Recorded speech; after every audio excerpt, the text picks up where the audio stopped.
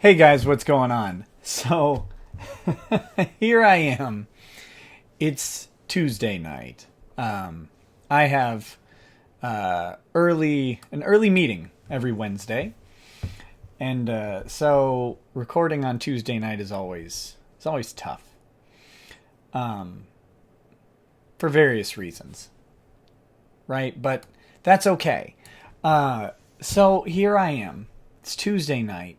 I'm about to go to sleep, so I can get up for this early meeting tomorrow, and I've got some other fun stuff going on. and my buddy, the guy who does my thumbnails, twitter.com/ripdove, by the way, great guy, really cool. I like him. He sends me this tweet from James Damore, right? And so I look at the tweet and I read the attached article, and I decide that tonight is it is necessary at this point to do a Google lawsuit WTF edition, which I just made up. It's not like a thing. Don't get me wrong. It might become a thing, but we're going to reserve this for any time something like obviously ridiculous happens in one of these lawsuits that is outside the scope of the traditional the traditional methods of arguing this stuff in court, right? You got motions, you've got lawyers maybe making public statements about something, you've got discovery, all that stuff. That's important, and we got to go through it, right? But what happens when the CEO of YouTube and her superior, I guess, well, I don't know, I guess Pichai, the CEO of Google, will say, because the CEO of Alphabet is the boss of both of these people, sort of. But okay, so the CEO of Google and the CEO of YouTube sit down and say something that is, well, let's just read the tweet. I mean, not that you haven't read it. You probably have been staring at my face the whole time and not at the 60% of the screen next to me, which has a giant flipping tweet on it. But let's say, did I read this right? Susan Wojcicki, I don't know how many ickies. Wojcicki. Okay, Susan Wojcicki said that women find, quote, geeky male industries as opposed to social industries not very interesting. And Sundar cites research on gender differences. Did that happen? Because that would be funny if it happened. Let's check. Let's read the. Oh, I scrolled down. Spoiler alert. So let's take one moment and note that this is from Mashable, and Mashable is a respectable journalistic enterprise, which is why their headline is YouTube CEOs' response to lack of women in tech was cringy AF. Like, all right, can you? Never mind. Whoever wrote that headline should maybe be fired. I don't know anymore about like American journalism. It is trying to not be just stupid to the point of being ignored, but they can't seem to help it because they get outdone by like a meme. Like NBC gets outviewed by a post on 4chan or Reddit, and they don't know what to do because people on the internet don't have a million years of closed environment journalism schools to tell them how to have the right opinions. And then it oddly resonates with other people who don't have the right opinions either. So they just don't know what to do. So they try and tap into like this organic language, I guess, to become more palatable. But I mean, it always, like, I want my news to, I don't think I want it to be in the language of the internet yet. But, you know, that's an aside. And for those of you who are curious, tonight I'm drinking apple juice because apple juice is delicious and I have an early meeting and I wouldn't want to drink too much scotch before an early meeting because I want to be sober at the meeting. So, here we go. So according to Wachiki, so either they spell it wrong or James did or I just read it wrong. Let me look at that again. He has an extra I. So maybe it's just Wachiki and not Wajikiki. I don't know. I don't care. According to Wajikiki, one reason for the lack of women in tech is its reputation for being a very geeky male industry. and the professional reporting, ouch. it's sorry. Lots of respect for you, Mashable. I'm not going to read through this entire article because this is meant to be short, at least relative to my other videos in it. so if I get it under 2 hours, we're in good shape. But yeah, so I've highlighted the important sections here. So this is Swisher talking. Swisher's the interviewer at this forum. Everyone talks about Silicon Valley as a meritocracy. I see it as a mirrortocracy because puns like that is how you get a point home. Meaning because if you don't know what a mirror is, let me help define my contrived pun. Meaning white guys look at each other and hire each other, essentially. And Asians. Because, like, that's the other demographic majority, or not, they're not the majority, right? I guess white guys are the majority, but, you know, Asian guys are the next highest. Where are we on this? And what do you think needs to happen? Where are we on what? Like, on this, like, okay, whatever the statistics are on Silicon Valley employment, like, you've set up this weird premise that despite, you know, whatever the statistics may be, the premise that you've established is white guys look at each other and hire each other. Where are we on this? And what do you think needs to happen? In the immortal words of Ayn Rand, I refuse to accept your premise, is how any question like this should be answered.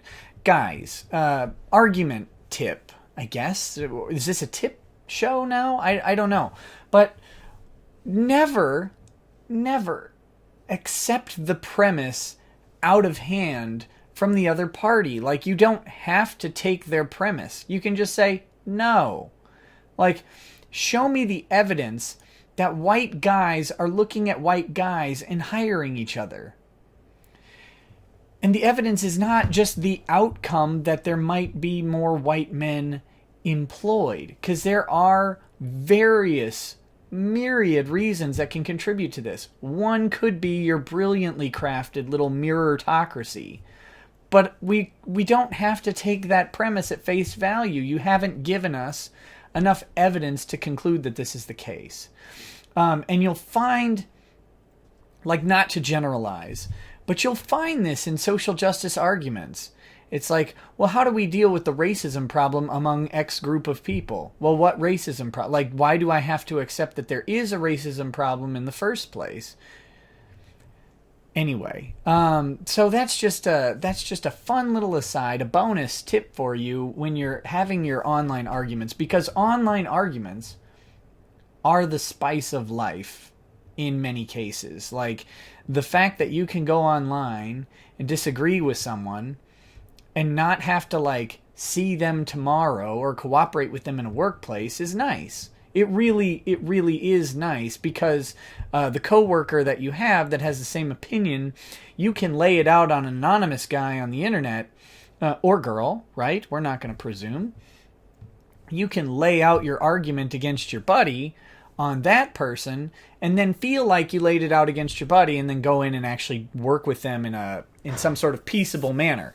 This is the magic of Facebook and online forums and everything like that. So, but when you're doing these arguments and when you're really like voicing your opinion and trying to refine your ideas and learn things and get other people to learn things, don't be afraid to just say, no, I refuse to accept that premise because it's stupid or because it lacks evidence or because I just don't have to until you get me deductively to it. Ranting. Again, this is supposed to be short and I'm failing miserably. So, Wachiki replied, I think the problem is that computer science as a whole and tech as a whole has a reputation of being a very geeky male industry. And so if you look not within the industry, but just as an educational pipeline, you see that we only have 20% of women graduating with computer science degrees. And that's a problem. Now, are 20% of women graduating with computer science degrees, or are women comprising 20% of computer science graduates? Graduates? Graduates.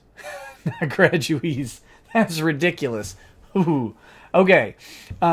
So what's the statistic here? Because it seems like if 1 in 5 women is graduating with a computer science degree, that would be a massively skewed field of graduates for women.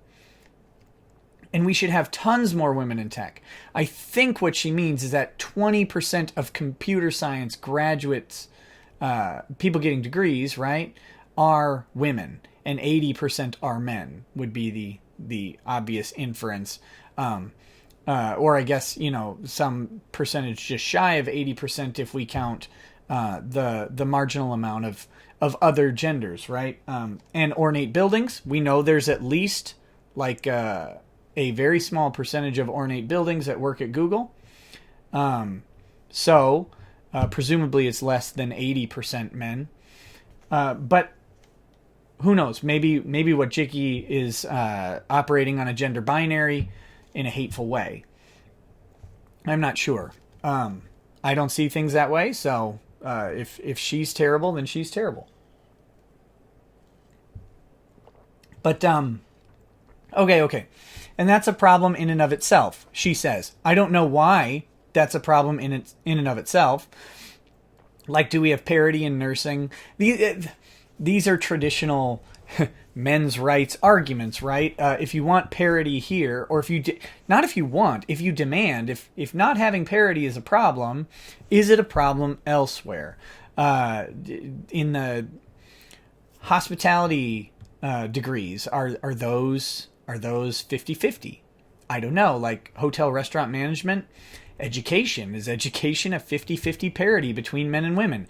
If not, why not? Don't we want our children learning from both men and women in our public school systems and private school systems?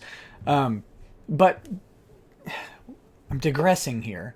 But this is the problem. And especially when you have this circular understanding of how things must work. Like if we accept a premise that there's a meritocracy going on and that it's inherently problematic, and then we accept the premise that not having parity in education is inherently problematic, like the degree or the amount of disagreement that these people have is it's a disagreement over like degree in syntax, not over premise. These people are on the same page. And what's the point of this? Like, what is the point of this discussion if you have the same conclusion, but just maybe varying degrees of that conclusion? Like, what has grown and learned here? Very little. And again, I'm digressing. Guys, this is a disability that I have, and I will not abide. I will not abide being belittled for being unable to stay on target. That's a problem in and of itself because that means we don't have enough people graduating who have those degrees. Wait, why don't you have enough people graduating that have those degrees?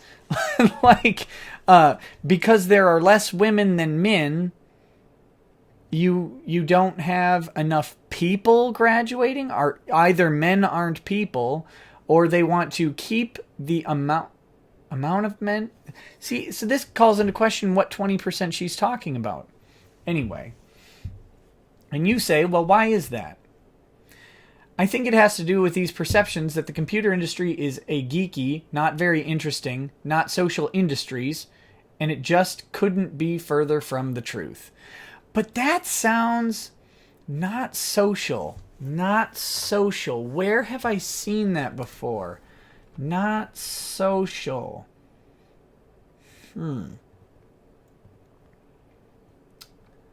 I think it was right there.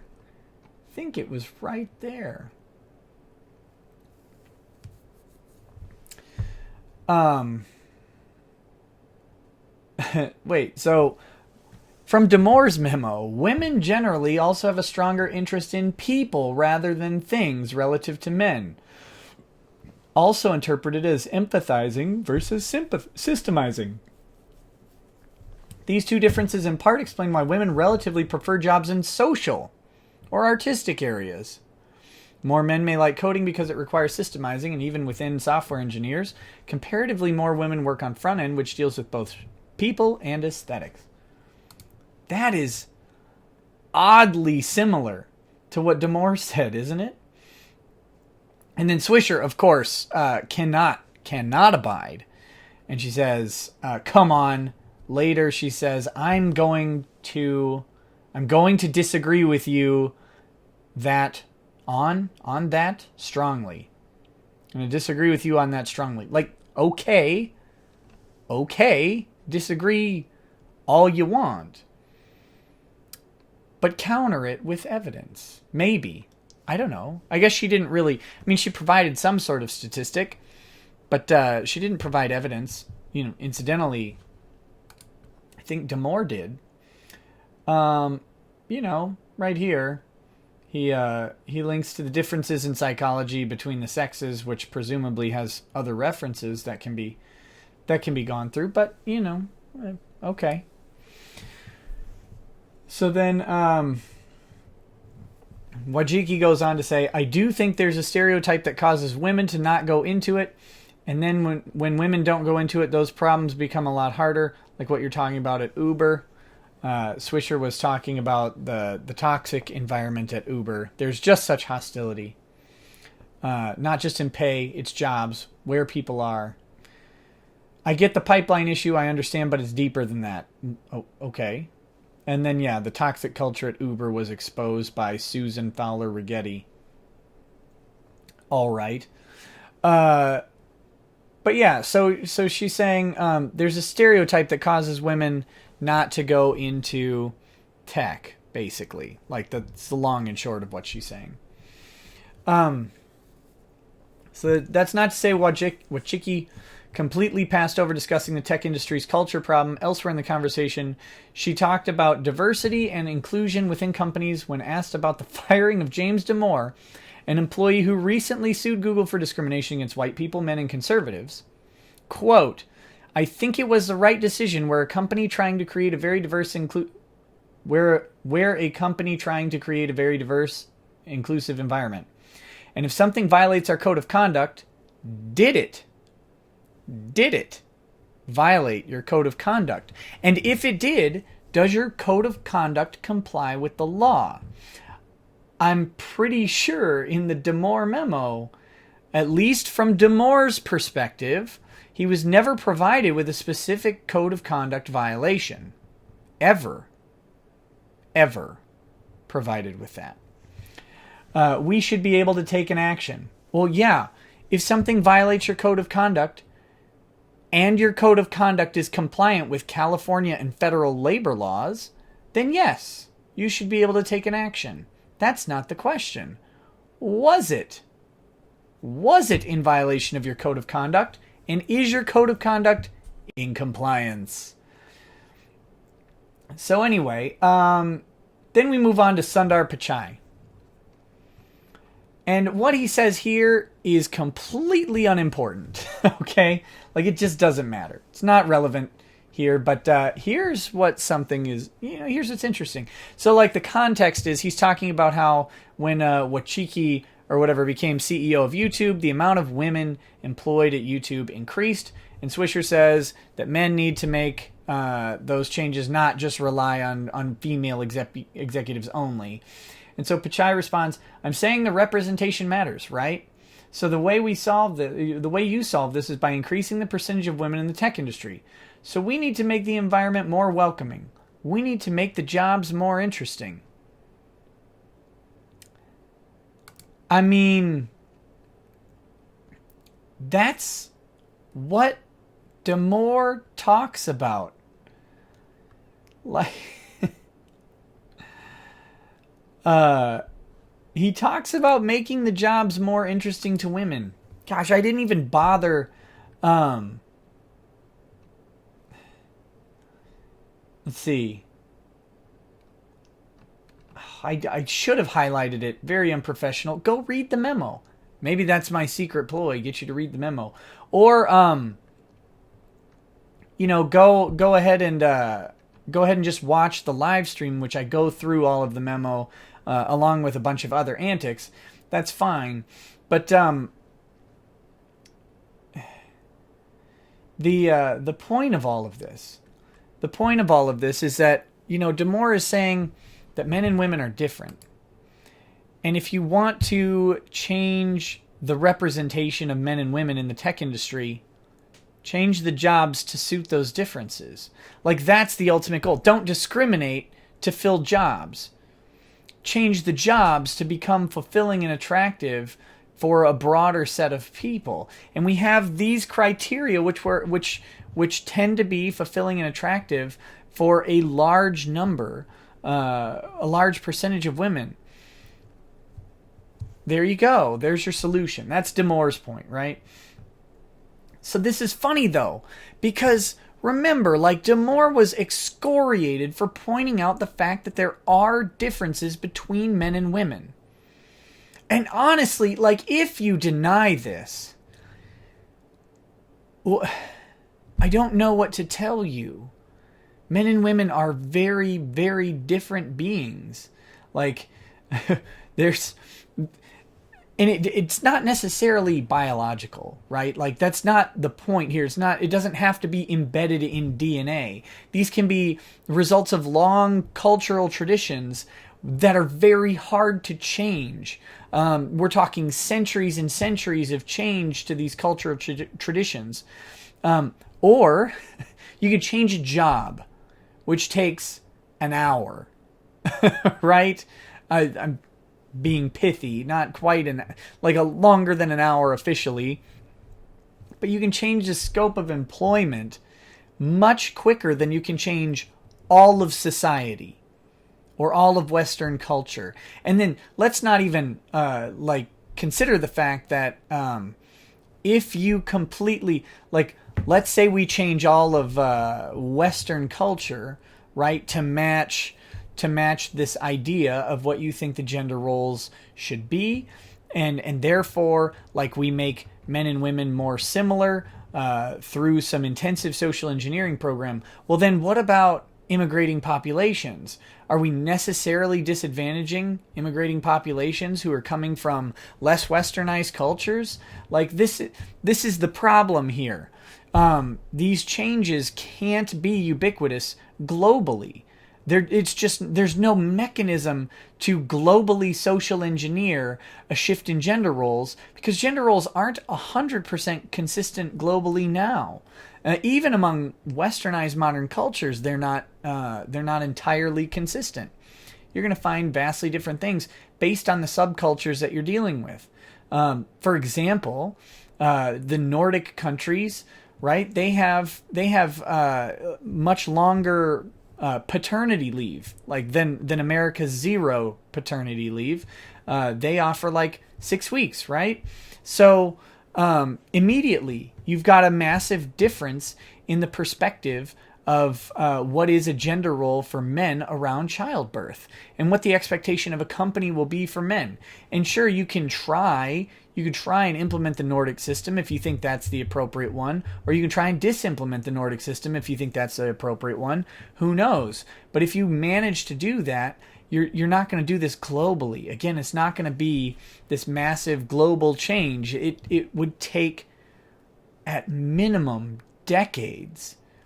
Much faster to just change a job and make that job have broader appeal towards varying demographic populations, and allow them to function in a way. Like Google's stated culture should allow for just about anybody to work there.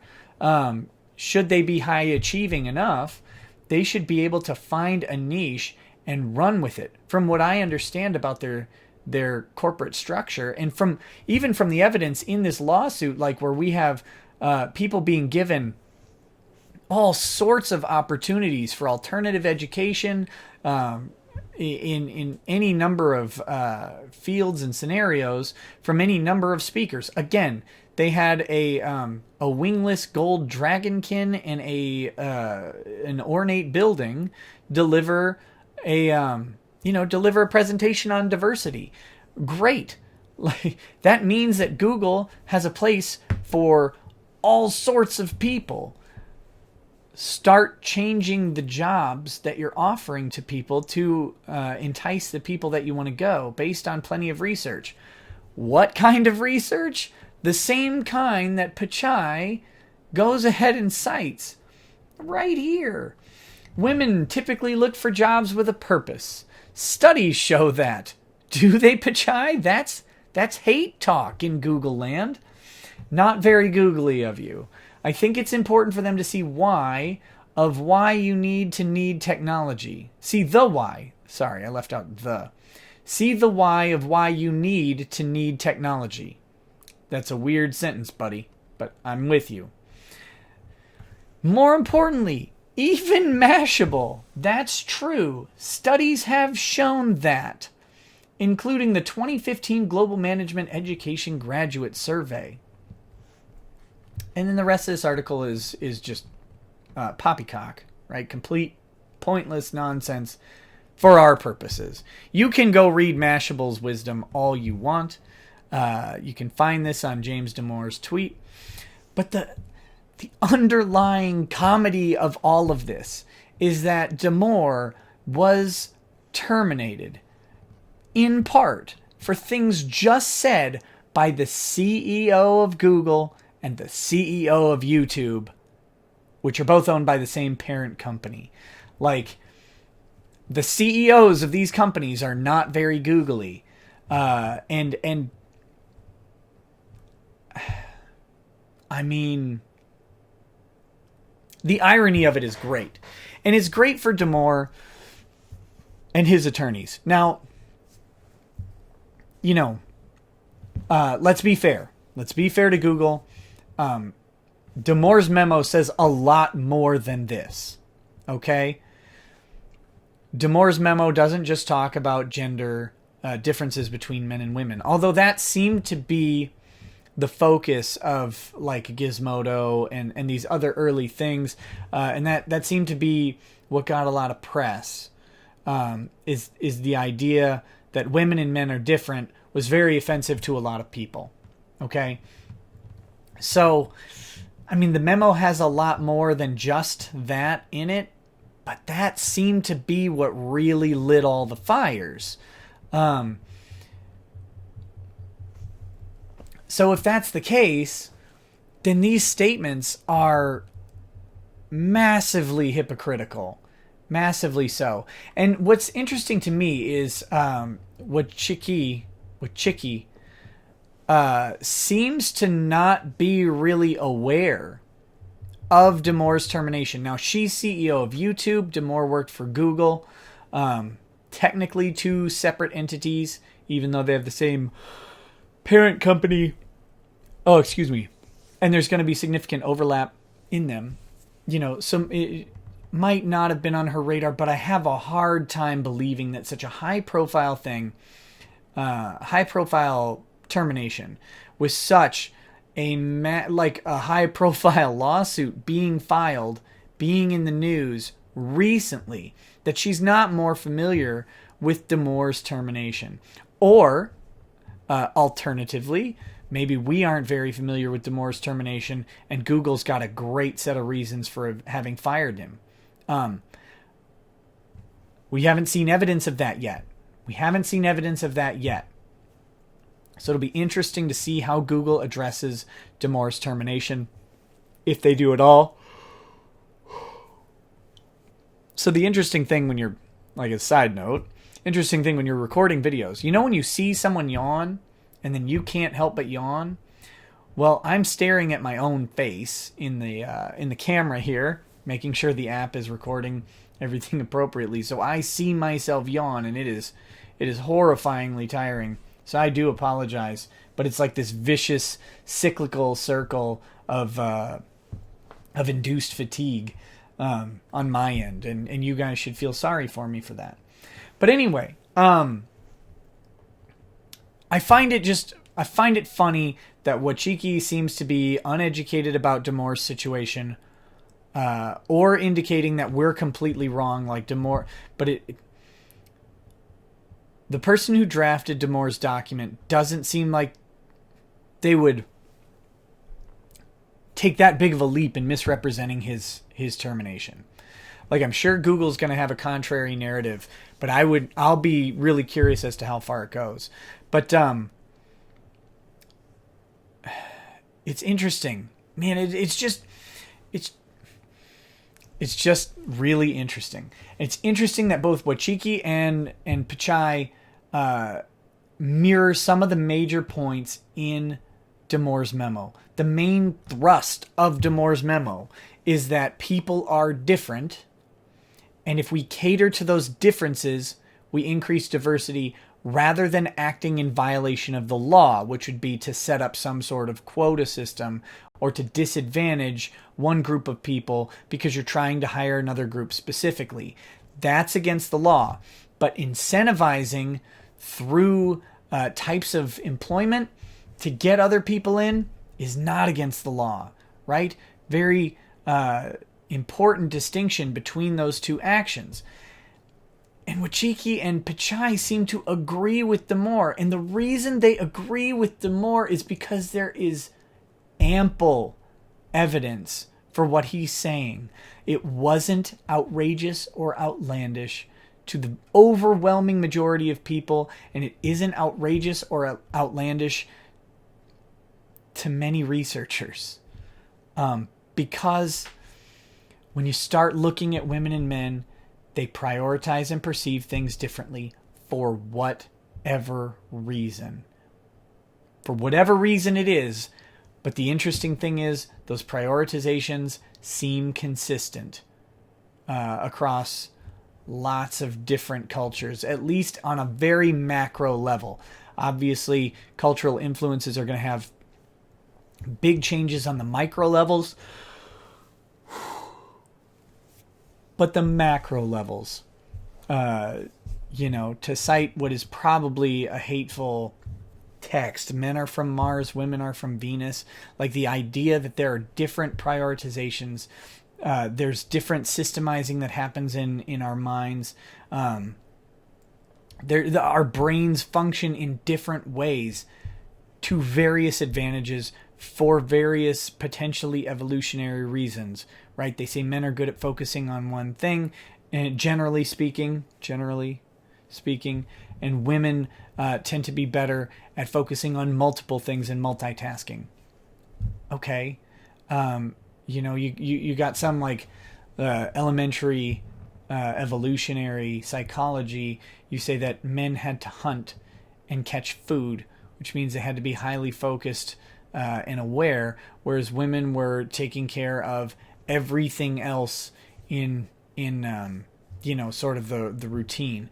And so the men who are able to focus more and track down that food or more importantly fight off an enemy tribe or an enemy attacker, that's the those are the men who survive better. I don't know. Like, I'm not an evolutionary expert, and I'm not saying this is correct. I'm saying that this is a very common, popular sort of view as to how some of these things came about, right? This is not like crazy quack science that only 3 people believe. Like, this is a largely held understanding of the development of men and women over the course of the past several millennia. The new stuff is the kind of out there stuff, and that doesn't mean it's wrong either. But to say definitively that the entire traditional approach that men and women have some basic differences, like to try and discard that out of hand, is silly.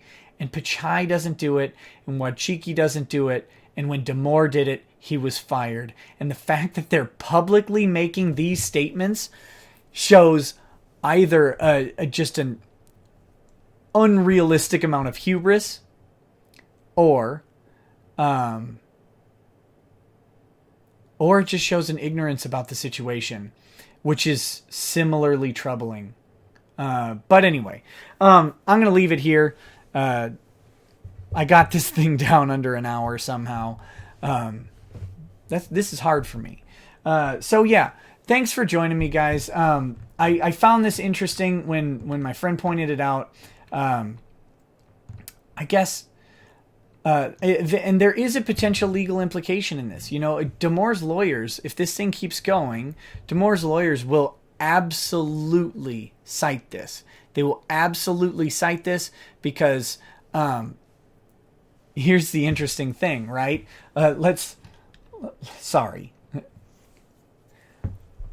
If something violates our code of conduct, but if that thing that violated your code of conduct, allegedly violated your code of conduct, is the same thing that you are espousing on, a public forum, then either you're violating Google's code of conduct, and probably to a higher degree because you're making a public statement where Damore's was internal and to HR and to a diversity group specifically for discussion of this topic, right? But yours is just to the public. So again, not presenting a very googly front. Either, so if Damore, given the premise that Damore violated the code of conduct, and you're making substantially similar statements, then either you're in violation of the code of conduct, or you're lying about what the code of conduct is, which would lend credibility to the idea that Damore was fired for his political affiliations and political perspectives, which is a violation of California state law. Or that he was fired for his whiteness, or that he was fired for his maleness. I think his strongest claim is in the political perspectives. And the whiteness and maleness largely involves the harassment claims. But, this is one of those things that's already been filed away and archived, I'm sure, by Damore's lawyers, and should pop up if we see further proceedings. This will be part of Damore's discovery, I would imagine. Talking about this, they'll probably have a nice transcript of the entire discussion and see where else the CEOs went wrong. But the legal implications of this, it's a little bit shocking. It is a little. The other thing, it's shocking that she would comment at all about the firing of James Damore when there's an ongoing lawsuit as the CEO. So just so you know, you can talk about ongoing litigation, right? The parties to the litigation can talk. When a party says, I cannot talk about ongoing litigation, it's because their lawyer has suggested that they not talk about ongoing litigation. There's not some magical rule that makes you unable to discuss these things. Occasionally, a judge will issue a gag order, but typically, that's involving a First Amendment question on whether or not a judge can prevent someone from speaking in the first place. They have to have reasons. Those reasons have to be limited and narrowly tailored to achieve a specific purpose, and that specific purpose usually has to be a pretty, strong interest in protecting the other party. So, for example, if one party is making defamatory statements then maybe they can be temporarily blocked from making public statements about the other party until the court has time to resolve some of these issues. We saw that in the FaZe Banks case, if you know anything about it. If you don't, like, check out YouTuber Law. He's been covering it. But, that runs into a First Amendment question. So they're allowed to talk about these things under law, typically, but it's usually a lawyer telling them no. The fact that Google's lawyers haven't told them not to talk at all about Damore's case is frankly stunning. Because as CEOs of these companies, what they say carries a massive amount of impact because they're the actual leadership. They set the tone of the company. They set the tone. They set policy. Like, literally, their impact on policy is huge. So if these guys are setting a tone that is similar to Damore's, then it leads to the idea, or they're saying things that are similar to Damore's, to what Damore is saying. It lends to the idea that maybe there's some discrimination going on, because if they're allowed to say this, it doesn't seem to be a code of conduct violation.